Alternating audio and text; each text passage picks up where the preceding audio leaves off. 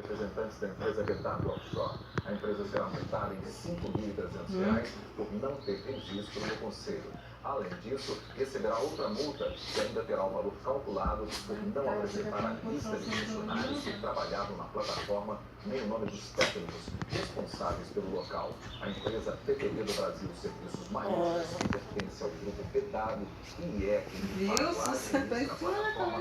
será multada. Toma, quer me encher o saco? Informou apenas que tudo foi devidamente esclarecido e as questões já foram resolvidas.